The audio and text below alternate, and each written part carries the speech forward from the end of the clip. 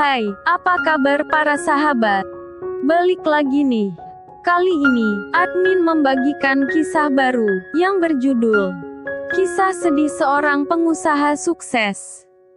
Tapi sebelum mendengarkan kisahnya, untuk teman-teman yang belum subscribe, ya di-subscribe dulu dong, biar penulisnya lebih semangat.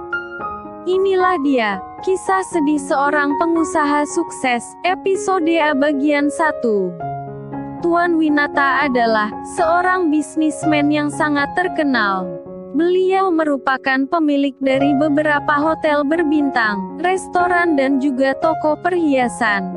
Bahkan, Tuan Winata juga memiliki saham di beberapa perusahaan luar negeri. Namun, walaupun memiliki harta yang berlimpah, di usianya yang sudah mencapai kepala 4, Tuan Winata belum juga dikaruniai seorang anak. Beberapa kerabat dekatnya sudah menyarankan untuk mengadopsi anak. Namun, Nyonya Linda yang tidak lain adalah istri Tuan Winata, tidak menyetujuinya. Sementara, di lokasi yang berbeda, yaitu sebuah desa kecil yang dikelilingi persawahan, terlihat seorang anak laki-laki berusia 15 tahun, yang sedang bekerja di sawah. Anak itu bernama Aditya. Sejak kepergian kedua orang tuanya, Aditya tinggal sendiri di sebuah gubuk.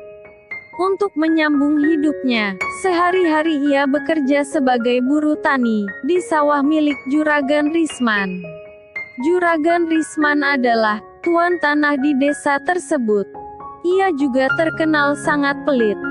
Tidak jarang, upah para buruh tani yang bekerja padanya, sering dipotong dengan berbagai macam alasan yang tidak jelas.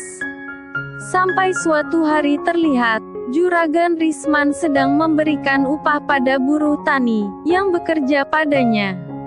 Banyak yang mengeluh dan protes, karena upah yang mereka terima tidak sesuai dengan yang mereka kerjakan. Begitu pula dengan yang diterima Aditya. Ia bahkan mendapat upah tak sampai setengah dari upah yang harus dibayar oleh Juragan Risman. "Maaf Juragan, kenapa upah saya cuma segini?" ucap Aditya. "Itu udah dipotong dengan pengambilan waktu berobat ibu kamu sebelum meninggal," ucap Juragan Risman.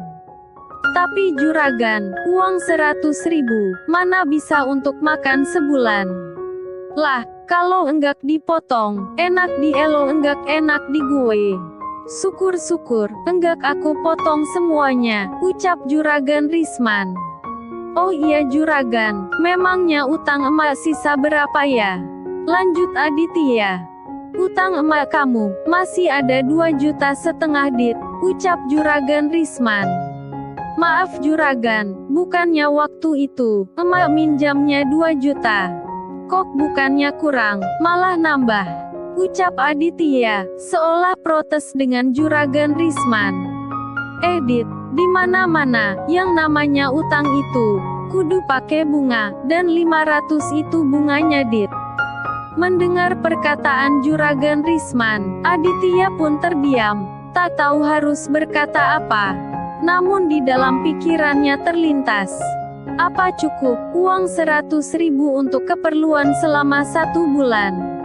Aditya terus memutar otaknya, memikirkan cara agar uang 100.000 itu bisa dipakai selama sebulan. Tak terasa, malam pun tiba. Namun Aditya masih belum juga menemukan solusi untuk permasalahannya. "Apa aku harus berangkat ke kota? Tapi kalau sampai di kota, aku mau kerja apa? Dan mau tinggal di mana?" gerutu Aditya. Malam pun semakin larut. Namun mata Aditya belum juga terpejam. Ia terus mencari solusi untuk permasalahannya. Sampai tepat pukul 3 subuh, Aditya pun membulatkan tekadnya untuk berangkat ke kota.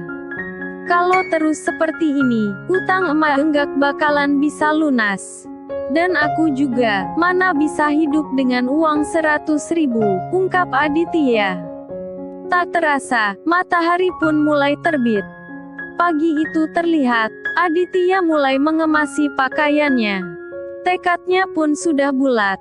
Setelah itu terlihat, Aditya melangkahkan kakinya ke rumah Juragan Risman. Saat itu terlintas di benak Aditya, ingin meminjam sejumlah uang pada Juragan Risman, untuk biaya hidupnya di kota. Setelah sampai di rumah Juragan Risman, Aditya pun mengutarakan maksud kedatangannya. Mau ngapain, Dit? Pagi-pagi datang ke rumah.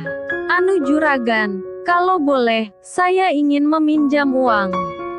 Minjam uang lagi? Utang emak kamu aja belum lunas, ini dah mau minjam lagi. Emangnya, kamu butuh uang untuk apa? Buat ongkos ke kota Juragan, ucap Aditya. Mendengar ucapan Aditya, Juragan Risman pun berkata, mau pinjam berapa? Dan jaminannya apa? Saya mau minjam 500.000 Juragan, jaminannya tanah, ucap Aditya. Terlihat dari raut wajah Aditya, ia sedikit ragu, karena tanah yang dijadikan jaminan, adalah tanah warisan dari orang tuanya. Lain halnya dengan Juragan Risman, ia tersenyum saat mendengar perkataan Aditya. Lalu terdengar, Juragan Risman berkata, oke, saya setuju. Tapi ingat, pinjaman ini ada bunganya, Dit. Iya Gan, enggak apa-apa, ucap Aditya. Ya udah, kamu tunggu di sini, aku ambilin dulu duitnya, ucap Juragan Risman. Lalu ia pun melangkah masuk sambil bersiul. Lumayanlah dapat tanah murah, ucap Juragan Risman. Tak berapa lama, Juragan Risman pun keluar dengan membawa sejumlah uang yang diminta Aditya. Nih duitnya, Dit. Itu aku tambahin 100.000, jadinya 600.000 tuh duit, ucap Juragan Risman.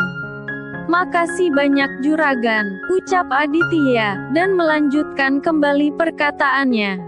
Tolong ya Juragan, tanah itu jangan dijual, nanti kalau aku udah punya duit, bakalan aku tebus.